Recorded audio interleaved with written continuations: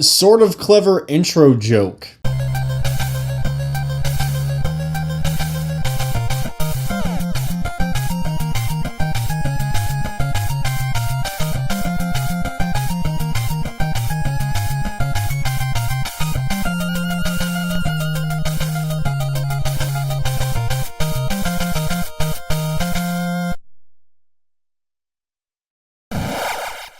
Hello and welcome to Not Monster of the Week, a completely different show where I talk about my D&D campaign called Campaign Diaries.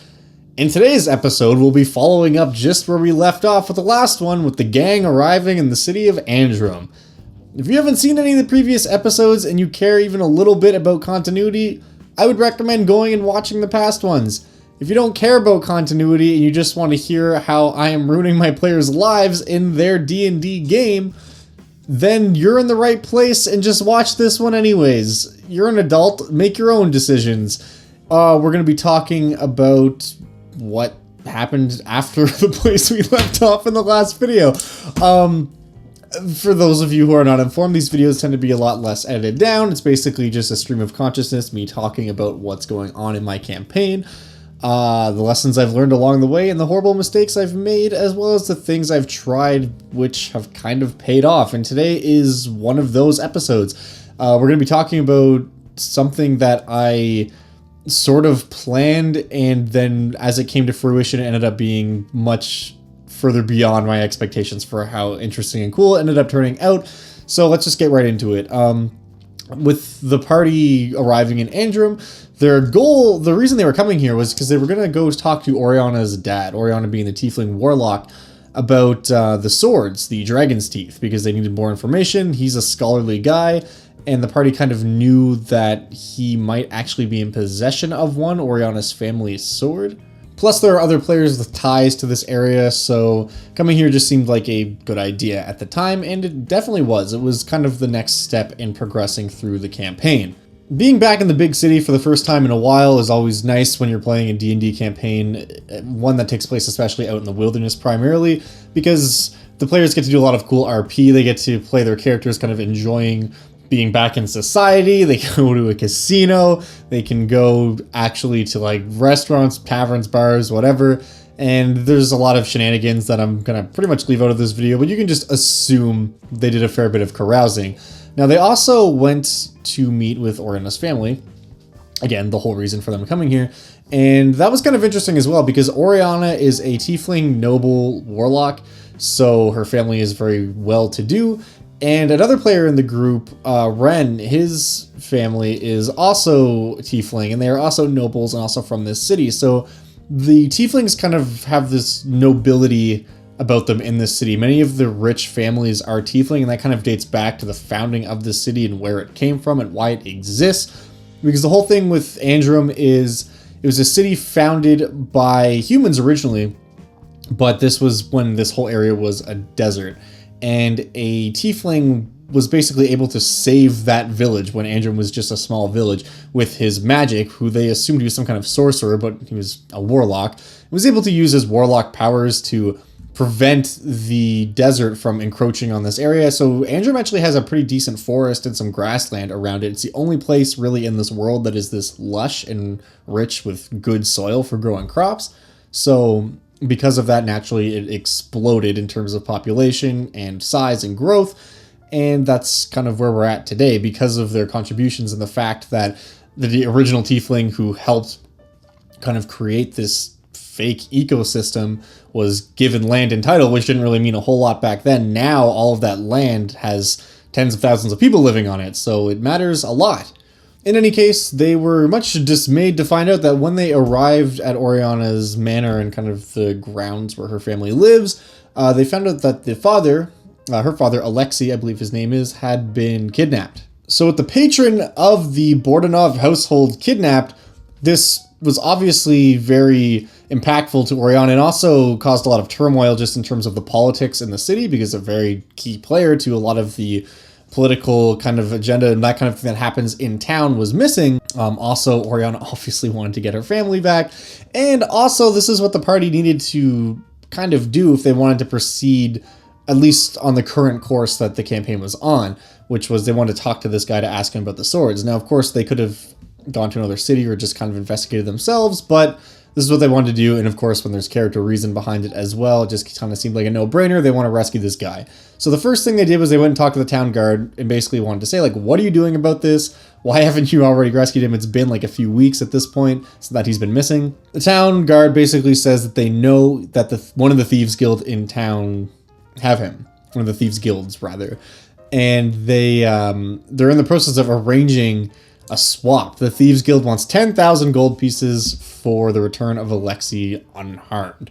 And 10,000 gold pieces is a huge sum of money, but I mean, these thieves are dealing with noble houses, they know what they're capable of, and they know how much they want this person back, so it was kind of, they didn't really feel like they had much of a choice in the matter. Now, before we proceed with what the party actually ended up doing here, I'm going to give you a little bit of background about what I was planning and how this kind of turned out. Originally, basically what's going on, the Thieves Guild, which is called The Road, another Matt Colville staple, that's kind of going way back, but he did a video a long time ago about naming Thieves Guilds after objects and locations and places so that it could kind of work itself into code talk and conversation. For example, a place called The Road, or a guild rather called The Road, if the road was active or they had contracts out in that town or something, part of the thieves can't conversation two thieves might have is the road runs through Andrum. This is specifically the example that Matt Colville gave, and I thought that was kind of a really neat idea. I definitely recommend checking out that video if you want to kind of get more into Thieves Guild and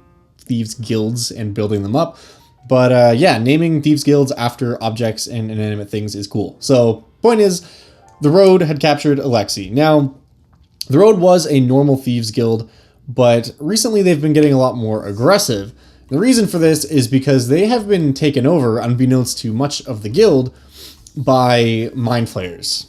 Now, these mind flayers didn't simply just take over the guild as mind flayers. They use an Obelex, which is a new creature from Mordenkainen's Tome of Foes. It's a very interesting creature. It's essentially what would happen if you were to put a Mind Flayer parasite inside of a gelatinous cube. It is an ooze that can kind of replicate itself in shapeshift into different people, but the clones it shapeshifts into it's not the main creature. It can kind of create clones of other creatures, and then those creatures are attached to the main one by like an umbilical cord, essentially. These clones essentially act as an extension of the Obelex itself. They're not separate creatures. It can just make parts of its body look like another thing. It's kind of complicated, but definitely read up on them if you think they're interesting, because I saw this creature and immediately knew I wanted to do something with them. Now, the thing about oozes that's kind of cool is they can fit through really small holes, like a crack under the door could maybe slide itself in eventually. Most oozes can do that, the Obelex being no exception. So, the Obelex, which is also an intelligent creature, which is under the control of the Mind Flayers, essentially killed the boss of the Thieves Guild, The Road, and then created a copy of the boss, and then slid itself into a magical bag of holding, which was constantly on the hip of said boss, who was now the Obelex impersonating him, and with the cord would be like coming out of the back of his neck and then down into the bag of holding. It's there, but it's very hard to see. And unless someone has their hands on this person, no one would really recognize that. So that's kind of what's going on with the Thieves Guild, is they're being manipulated by some mind flayers that are pulling the strings. And my plan was to have another Obelex replace Alexei, who is Oriana's father that was kidnapped. And when they do the swap, they're actually swapping for an Obelex. And the only telltale sign of this actually being an Obelex and not the original creature is that it smells like sulfur. There's like a really strong, pungent aura of sulfur that kind of lingers around the copy. And then after the swap was done, the Thieves Guild would still have Alexei kind of pent up in their jail, basically.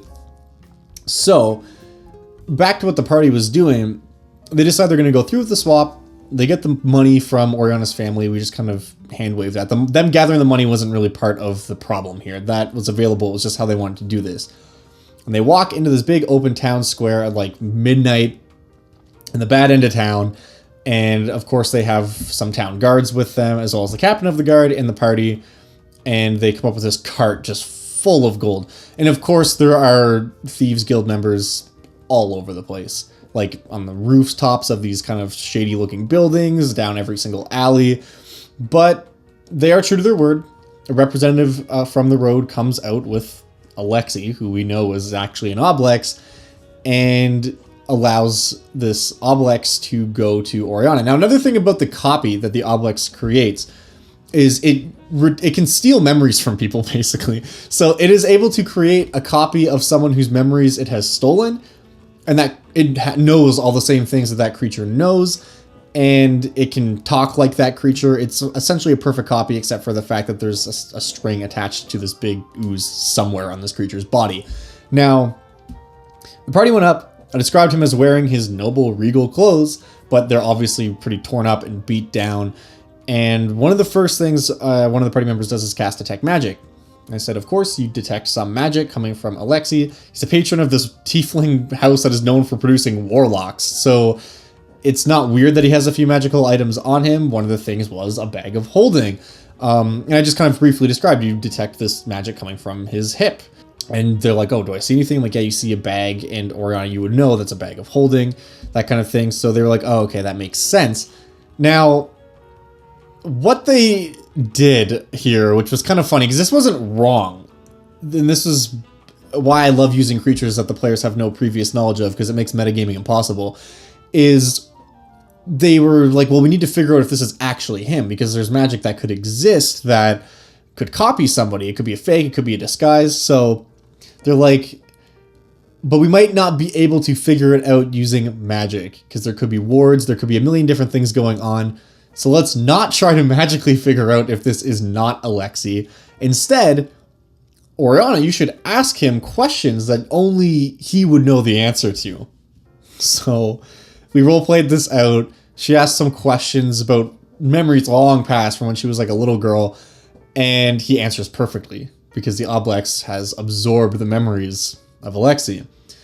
So the party's convinced at this point that this is the real deal. Oriana goes up and hugs him, cuts his bonds. And I did describe to her as like, he smells like sulfur.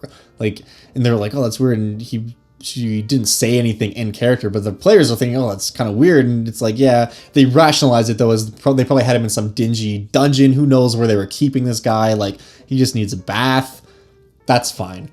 So they swap 10,000 gold pieces for an Oblex who's impersonating Oriana's father. And then they go back home, have a great family reunion. Everything's fine. Dad, of course, says, you know, I'm really tired. I'm going to kind of go back to my room, get washed up. I haven't taken a bath in weeks. Probably smell horrible. It's going to be good. And me and your mom are just going to kind of spend some time. I'm just going to start recovering, and we'll discuss the sword and everything else that you came here to talk to me about soon. So the party's satisfied with that. They've rescued Alexi. But, of course, the party being players, they weren't going to just let this go. They wanted to go after the Thieves Guild, not only to reclaim the money, but also just kind of out of vengeance. They were like, you invaded our home, you kidnapped our father, you took our family sword, which is another big thing, is that the family sword was missing as well, which, of course, was one of the dragon's teeth. We'll get to that later. They wanted vengeance on the Thieves Guild. They go to talk to the captain of the guard again. And they have this conversation about how they want to take on the Thieves Guild. And the captain, of course, is like, yeah, the road is terrible. Like, they have all kinds of illegal black market stuff going on in the city. They are murderers. Like, I want to get them out too, but we don't know where they are. They could be anywhere, and they control so much of the city's underworld. So they have this conversation, they kind of think about it, and they're like, well, let's do as much planning as we can. Tomorrow, we'll go out and try to gather what information we can find.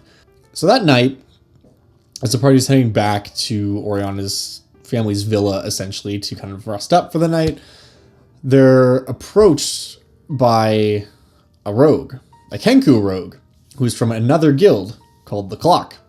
And this Kenku essentially slips a note in Mona's bag and is completely unseen by anybody in the party, which was great. Mona, of course, finds this note, and I, of course, handed her an actual note at this point. And the note was sort of gibberish. It was like code talk. I wish I still had it because I can't remember exactly what I wrote down on it. But it was code talk and full of double meanings. And then I texted Mona's player, Jenna. I texted her and said, basically explained to her what the note said and what it meant. But none of the other players knew that I sent this text message like simultaneously. So she's just like looking at it and using her thieves' cant is able to discern what it means. And in the text I sent her, I explained like why each thing means what. So all the players are looking at this note and it's just total gibberish. And they're all kind of trying to figure it out. And she looks at her phone for a second and says, here, give me the note back. Takes a look at it and then just lays out on the table in character what all of this means. It was a really cool roleplay moment. I wish I had an opportunity to do more stuff like that. But anytime you can give your players handouts, it's literally always fun. I have never had that not be a good time. She figures out, and basically what the note says is, meet me at the old abandoned cathedral. The party goes and basically walks into this, what could be a trap. They don't know who this note came from. And this old cathedral is very much like Notre Dame. It's kind of like a massive structure, but it's also doubles as like a huge clock tower. And there is like a roost, essentially, of Kenku rogues, the clock, who operate out of this old abandoned church/clock tower. As they approach, they are met by a Kenku rogue who is named Cork, because Kenku all have this insane naming structure. I don't know if you're super familiar with that or not, but essentially Kenku name themselves after sounds. So the Kenku's name was, but Cork would be his like common name because it's hard for people who are not Kenku to replicate random sounds that they've heard. So anyways, they go inside the building with this guy. He kind of leads them up this really long and winding staircase, and they see like other Kenku kind of perched and looking at what they're doing. And of course, the ticking of this clock is just super loud inside of this building. And he takes them into this kind of what looks very much like almost like a throne room, but for thieves. So there's lots of stolen goods stashed up here and all that kind of stuff. And they met the leader of the clock, who is a Kenku named Church. Of course, the way that they would pronounce their name would be like sounding like church bells, but his common name would be Church. And this Kenku is more like an owl. I just kind of describe him as being like an old, big, elderly, wise owl Kenku. And that's something about Kenku that I've kind of been doing more recently that I think is really interesting, is taking Kenku and just kind of making them other birds. Like traditionally they're crows, but I like the idea of like an owl Kenku, or I don't know, you could do all kinds of stuff with that. But point being, they met this old owl Kenku who is the leader of this thieves guild, and they talked to them, and essentially what happened was the clock was like, look, we're not a violent guild. We commit lots of crimes, but most of their crimes involve theft from those who can kind of stand to lose something. They consider themselves very Robin Hood-like. They do a lot of theft, they do a lot of smuggling, that kind of thing. But the way that they charismatically spun this is that they're not committing violent crimes. They're victimless crimes, as they say. They essentially offered to tell the party where the rogue's hideout was. And they didn't want anything in return for this. Of course, the party was immediately skeptical. Why would you just tell us that? And from their perspective, they're like, look, we're not going to help you take them down. We're not going to dirty our hands with that. But if we tell you where it is and you and the town guard end up succeeding in taking out this rival thieves guild, then that leaves the whole city open up to us, so we can kind of do whatever we want. We don't have to worry about their turf and our turf kind of thing. We just have total domination over the black market. And if they fail, well, then there's a few less town guards to get in their way while they're doing what they'd be doing anyway. So it's kind of a win-win situation for them. And the party needed this information. So, of course, they agreed. They said, well, tell us where it is. And they did. And they explained to them that there is an old rundown tavern in a certain part of town called the Slaughtered Ox. And in the basement of that tavern, there is another secret sub-basement that connects with some of the sewers. And that is where the road makes their home. So the party says, okay, great. This is fantastic information. They go right back to the captain of the guard. They talk with him, and they decide we're going to raid this place. It's going to be awesome. So what the party ended up doing was they had a pair of sending stones, or walkie-talkies, if you will. If you're not sure what a sending stone is, basically it's a rock. You talk into it, your voice comes out of the other rock. It's a walkie-talkie.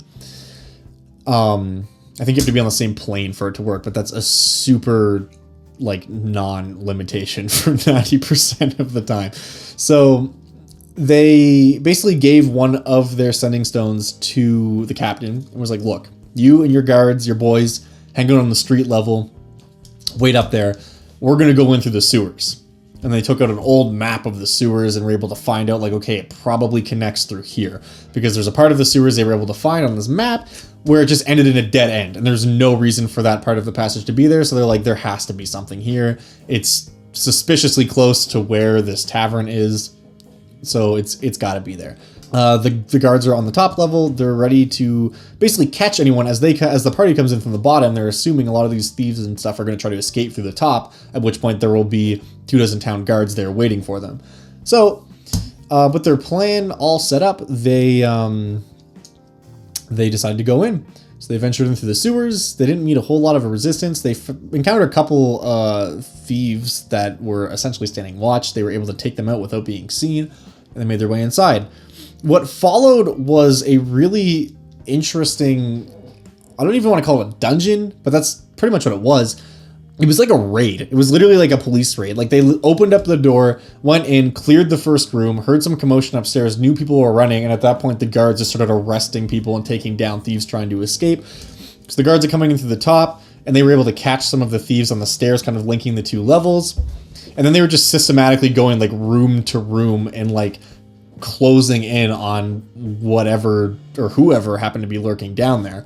One thing too that ended up being a huge moment in the campaign, and this is a classic example of why you never throw an NPC or any type of creature into a game unless you're ready to deal with the ramifications. I'm not saying that was the case here, because I very much was ready to deal with what ended up happening. It wasn't where I thought things were going to go, but it definitely was a distinct possibility.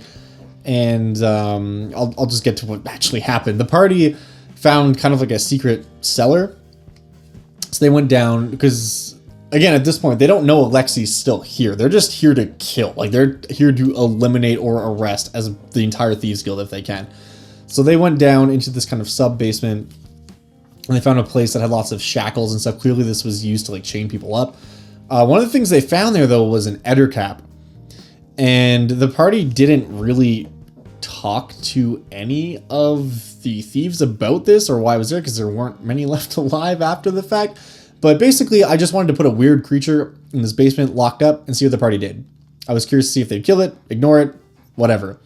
Ettercap, if you're not sure, I'll put a picture of those guys up. They're just kind of these giant, pudgy spider dudes. They're pretty scary, honestly, but they're really cool. And the party found this Ettercap, and he was all chained up.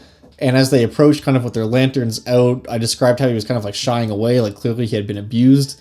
If it did come up about why this Ettercap was here, he was there because the road had captured him, and considering that they're under the control of Mind Flayers now, there was like some weird experimentation stuff going on. Maybe they were going to put a parasite in his ear and turn him into an Ettercap Mind Flayer, which is horrifying. And now that I think of it, I'm going to make that into a creature. But the point is, they found this kind of clearly abused and upset creature. And despite the fact that it's a horrific spider monster, they freed him. And of course, Ettercaps don't speak. They kind of have their own language of like clicking mandibles and stuff. So they didn't have a great way of communicating with him, but the druid Tim was able to make some excellent charisma checks to essentially convey what he was trying to say. So that was fine. They took this guy with them. And here's another thing when it comes to making descriptions of your bad guys, good guys, monsters, whatever. Drawing real life analogs is easy, but it's not always the best idea. I personally am fine with this, but in a more serious, like really serious campaign, this might not have flown. We were talking about Ettercaps, and I explained how they're medium creatures, but they're big. Ettercaps are huge medium creatures. And I was looking for a real life analog, and I'm like, yeah, it's like a person, but someone who's like like a human that's like over 7 feet tall. And then someone was like, oh, so like Shaq. And I was like, yes, like this guy is technically a medium-sized creature, but he's like Shaq. He's huge. And of course, the Ettercap is now named Shaq. So they rescued Shaq. They added him to the party, essentially, bringing him through the dungeon. And Shaq, now that he was free, was very angry, of course, at the Thieves Guild / cultists now, who were being controlled by mind flayers and had done all this terrible crap to him. So he picked up like an improvised weapon and was ready to fight. So they get into the next area, which is essentially the final encounter where they fought the boss of the Thieves Guild along with another lesser Oblex that was able to like kind of assume the appearance of some of the thieves that were in the Thieves Guild. And they were like, oh, weird, it's like the slime thing, and there's like cult stuff and mind flayer traces. Like, what is going on here? Why are these guys around? Like, and at one point they snuck up on a door and they heard people speaking like deep speech. Like, what is happening in this Thieves Guild in this town? And the final room of the dungeon, they go in, and from the back corner, I described there was a cell, and there was kind of like a figure all hunched over with just like a shroud over him. And he just started calling out to Oriana. And then I told Oriana, I just looked right at the player and said, you recognize this as the voice of your father.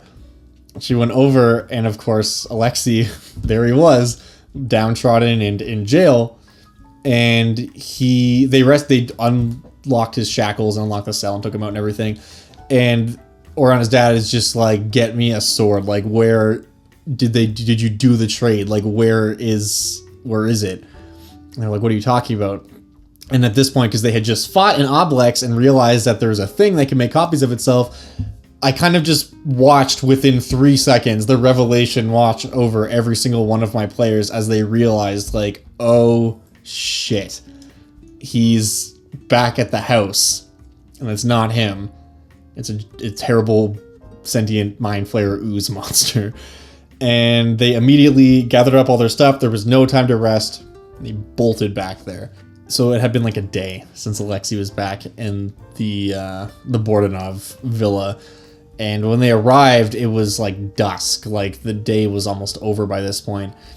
And as the sun's kind of setting, I just described the house has like a faint red glow coming from the top floor. And there were like tendrils leaking out and going all along the ground, all linking up with creatures that looked like the guards of Oriana's house, but were in fact not. And thus set up the next dungeon, which was Oriana's family's manor, which we'll talk about in the next episode. Because this one's already starting to get a little bit long.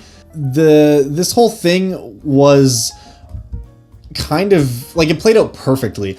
I was totally ready for, if the players figured out that Alexei was a copy or something wasn't right, I was ready to do like, all right, we're going to have this encounter here. Good job. You guys figured it out. Of course, the way this went is totally how I wanted it to go as the DM, but that almost never happens. Players are really clever. They always figure stuff out, and not for lack of trying were they unable to figure out what was going on, but it just ended up aligning so well that things worked out this way. And it was cool. So yeah, we'll pick this up in probably a couple of weeks. I'm really excited to talk about where this goes from here, because this is really where the campaign kind of started for me. Because a lot of these players, like I said in earlier episodes, are new to the game, or were new when we started playing. So the first part of this campaign was kind of just introducing them to like gnolls and orcs, and this is what a dungeon crawl is. This is how all your stuff works. This is what D&D is. We're fighting monsters. We're exploring. We're role-playing. Just the basics. And now is when we kind of start to get into the weird stuff. I've been having a lot of fun DMing this campaign. I'm really excited to talk about what happens in the next episode. Also, definitely let me know if there's anything you want me to elaborate on more, because there's so much nuance and small details that kind of get left behind when you're just talking about the grand story and what's been happening in your games. So if there's anything you want me to elaborate on, let me know, and maybe I'll talk about it more in the next video. Hopefully you find these helpful. Hopefully you enjoy listening to me ramble on for quite some time. And as always, thank you so much for watching.